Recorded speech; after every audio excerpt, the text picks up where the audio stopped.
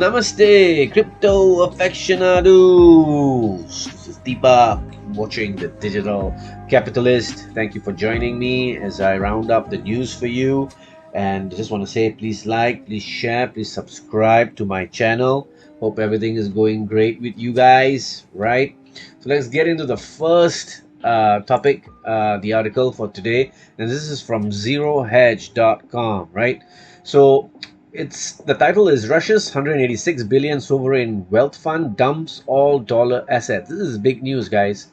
Okay, we are going through the de-dollarization. Okay, and so what happens? Let's just read and find out. Okay, so following a series of corporate cyber attacks that American intelligence agencies have blamed on Russian actors, you know, Russia, like what Hillary likes to do. Russia's sovereign wealth fund, officially the National Well-Being Fund, has decided to dump all its dollars and dollar-denominated assets in favor of those denominated in euros, yuan, or simply buying precious metals like gold, which Russia's central bank has increasingly favored for its own reserves. Yeah, of course they will do that, because you know everything the Democrats problems that they have, and they are what all the problems that the Democrat have, they just blame it on Russia. You know, it's so easy. You know, they accuse of Trump colluding with Russia. You know, they accuse of everybody that they don't like Tulsi Gabbard being a Russian asset. So this is all rubbish. Even the Steele dossier was full of shit. So I'm not going to go into that. But I really feel that this is all rubbish, right? So this is bound to happen. Okay, so let's read on. Finance Minister Anton Siluanov made the announcement Thursday morning at the annual St. Petersburg International Economic Forum. We can make this change rather quickly, within a month, Siluanov told reporters on Thursday. He explained that the Kremlin is moving to reduce exposure to US assets as President Biden threatens more economic sanctions against Russia following the latest ransomware attacks. The transfer will affect 119 billion in liquid assets, Bloomberg reported, but the sales will largely be executed through the Russian central bank and its massive reserves, limiting the market impact and reducing visibility on what exactly the sovereign wealth fund will be buying. You can bet they'll be buying Bitcoin as well, guys. I'm sure they will, you know. This news isn't a complete surprise. The Bank of Russia, Russia's central bank, has steadily reduced its dollar holdings over the last few years amid increasing sanctions pressure from the US and Europe. That trend continued through President Trump's term. Okay, Russia's gold holdings eclipsed its dollar reserves last year despite a halt in gold purchases. Now, Russia buys a lot of gold, guys. They buy a ton of gold. They've been buying a ton of gold, but I think now they stopped. This was partly due to an increase in the value of its gold holdings with the rise in gold prices, and partly a function of the central bank's continued efforts to shed dollar assets. So if you look at the graph, you can see the dollar's assets is going down, and the gold is going up, steadily going up, you know. And the wealth fund currently holds 35% of its liquid assets in dollars, worth about 41.5 billion, with the same amount in euros and the rest spread across yuan, gold, yen, and pounds. After this latest change, the fund assets will be held in 40% euros, 30% yuan, 20% in gold, and 5% in yen and pounds. Okay, so you can see it here. Where's the US dollar? It's out, right? The wealth fund holds savings from Russia oil revenues above a cutoff price as used to help offset shortfalls. Skip that. A few years ago, Russian President Vladimir Putin warned that Washington was inadvertently accelerating the de-dollarization with its aggressive financial sanctions, which were forcing its geopolitical adversaries to reduce their dependence on the greenback.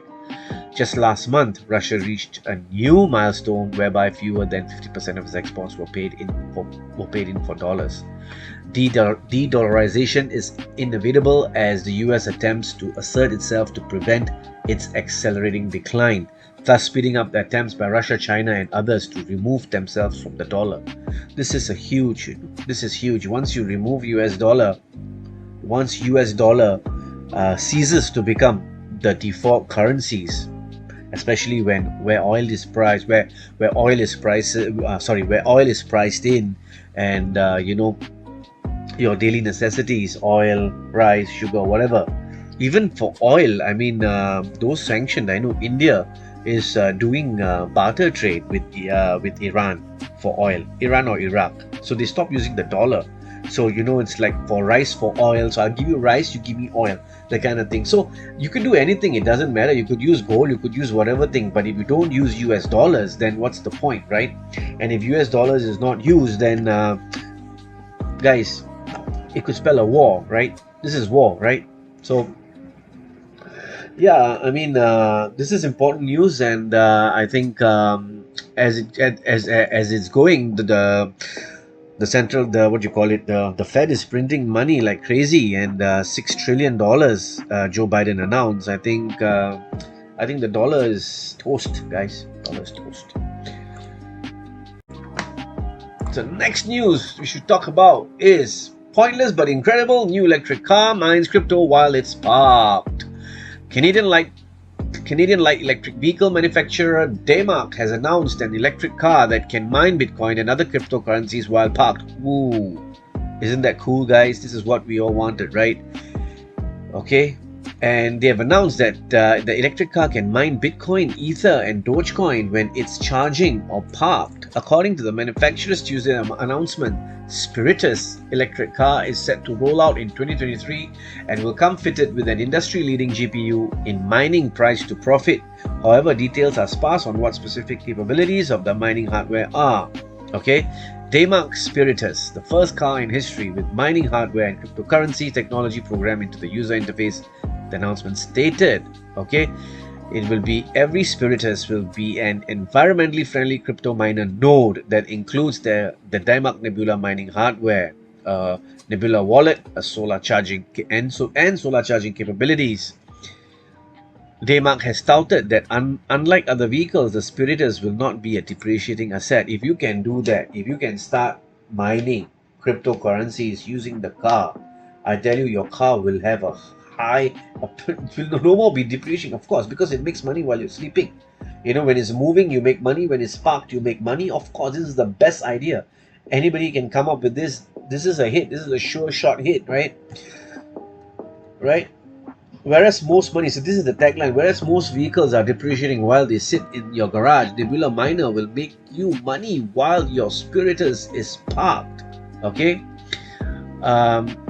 Documenting Bitcoin said the Canadian auto manufacturer Daymark just announced their new series of electric cars will mine Bitcoin with solar energy when charging, and they are accepting Bitcoin as payment. This is pointless but incredible at the same time, right?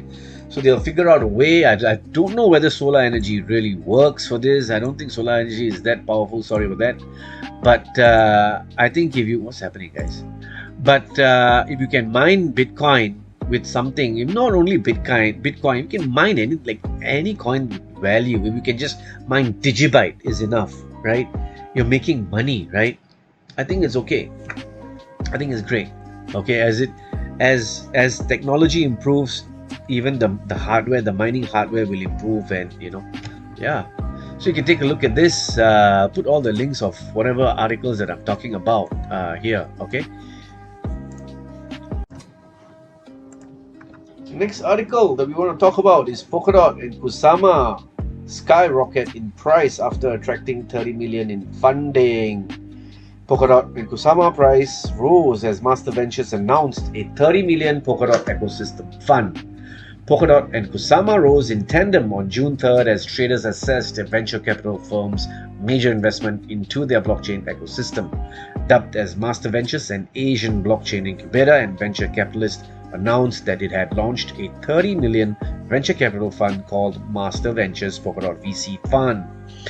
In a press release published Wednesday, the firm said that its fund would support and finance the parachain bids of Tier 1 blockchain projects that want to win a parachain slot on the Polkadot Relay chain. Master Ventures also noted that its proceeds would also assist early-stage projects in launching atop of Polkadot and Kusama ecosystems. Okay, so Dot went up by 27.9% and Kusama went up by 39% just because of this news.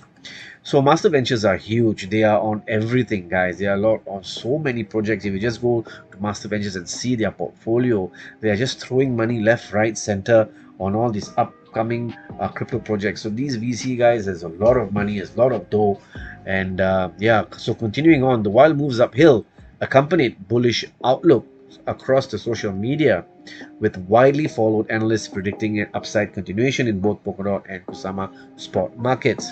Okay. Um, Okay, so developers bidding on for parachain slots on Polkadot and Kusama would need to use the project's native asset, DOT and Kusama respectively. So you need DOT and Kusama. So Master Ventures 30 million fund intends to support and finance these developers and their tier 1 projects. That means the venture capital firm would need to purchase DOT and Kusama tokens to back the parachain's auction bids. In turn, Polkadot and Kusama would lock the tokens as long as the developers want to run their projects on parachain, ranging from 6 months to 2 years. That's a long time, guys. So this guy, Master Ventures, right? These people, they wanted to raise money actually. So you could have actually joined them. So what they want to do, from what I understand, they want to buy up all the Polkadot and Kusama as they can, and they want to rent the dots and the KSMs to projects that need to stake those dots and KSM for their projects, because there's no other way you could do you could create, you can run a project on dot, let's say dot, unless you stake dot, and you have to stake dot for a long time. So Master Ventures, they want to buy up all the dot and they want to rent it out, which I think is a fantastic model. I know, screw VCs, but look at their brains, guys. So they even have a form, I went to search the thing. You can even, if you have 100 grand, interest form, Master Ventures for Polkadot VC fund, you can do that. You could just fill up the thing and your whatever, and minimum investment, see, is 100,000. So yeah, I mean, they're serious, they're serious about this, and I think it's fine, So yeah, if the Polkadot system succeeds, if the Polkadot ecosystem succeeds, it would mean that an always increasing amount of DOT and KSM tokens locked for the duration of the parachain slot. As a result, their total supply and circulation would deplete. That may somewhat explain why traders have suddenly turned bullish on DOT and Kusama. So Mira Cristanto, a researcher at crypto data analytics firm Masari, wrote in one of her posts from May that 65% of DOT supply had been staked. Meanwhile, 30% of DOT remains in circulation. That's a lot of DOT staked, right? So therefore, the upcoming parachain auction would take more Polkadot tokens out of circulation, Cristanto added. So after the parachain launch, 40% of DOT could be bonded in parachains, hence reducing effective circulating of supply to only 15%. So conversely, a lower turnout for Polkadot and Kusama parachain auctions could leave DOT and Kusama with lower than expected demand, risking spot price correction, guys. So the whole idea of this article is buy DOT. Okay, I don't know about Kusama. Kusama is good. Apparently, it was supposed to be a test bid, but now it's becoming really great. So you could look into Kusama as well, right? It's a good coin, right? So the last article that I just want to bring to your attention very quickly is this: Tyler and Cameron Winklevoss, Ethereum can reach 40k in the long run, target 10k for end 2021. So these guys, they are the founders of Gemini, and it's how apt they call it Gemini, because Gemini is the twins and so are they, right? So these guys were the one who created Facebook, and Mark Zuckerberg was the one who cheated them or something like that. I read the story. But and another interesting thing is that's why Facebook named its token Libra, right? At first, in the beginning, Libra. Why? They were Gemini. That's why. It's just to spite them, So this is what I think, right? So anyway, back to the article. Tyler and Cameron Winklevoss, the co-founders of the Gemini crypto exchange and Winklevoss Capital Management, have jointly predicted that Ethereum, the second largest cryptocurrency by market capitalization, has the potential to reach 40,000 in the long run. Their price target for ETH at the end of the year is between 5,000 to 10,000. Guys, all right. Okay. Afterward, Ethereum surged to record a new all-time above 4,300 before the significant downtrend of the past weeks that took its price down to 2,000 price region. At the time of press, ETH is trading at 2,008, 17.92, with the 4.49 price uptrend in the last 24 hours according to CoinMarketCap.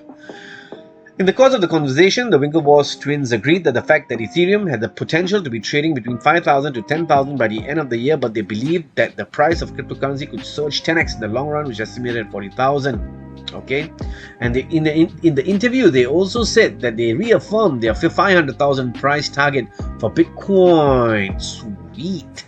However, Winklevoss twins believe that Ethereum needs to overcome certain psychological barriers before their prediction can come to pass.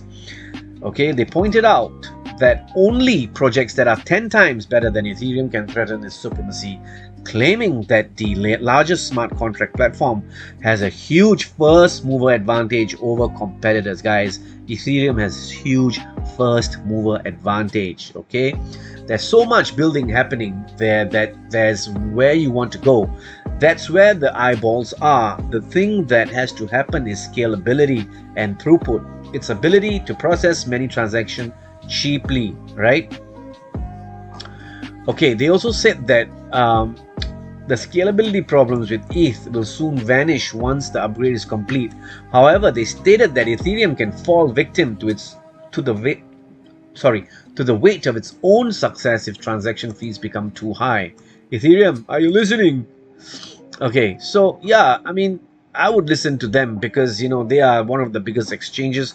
They know what's happening. They are at the pulse of cryptocurrencies. They are at the heart of it. Okay, so yeah, so if they are telling you that it's going to go to 40,000, I think 95% chance of it happening is there because these guys have been there.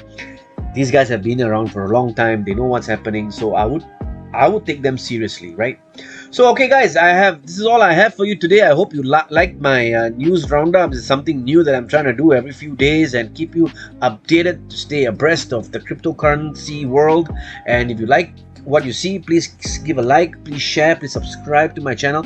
I'm trying to grow my channel. I want to hit 1,000 as soon as I can. So I hope you can help me do that. Please like, please share, please subscribe. Thank you a lot, guys. And please also comment below, whatever nice articles you have, good articles or good projects you have. Just please comment below, right? So thank you very much. Namaste. Please support me to grow my channel. Please like, share, and subscribe. Thank you.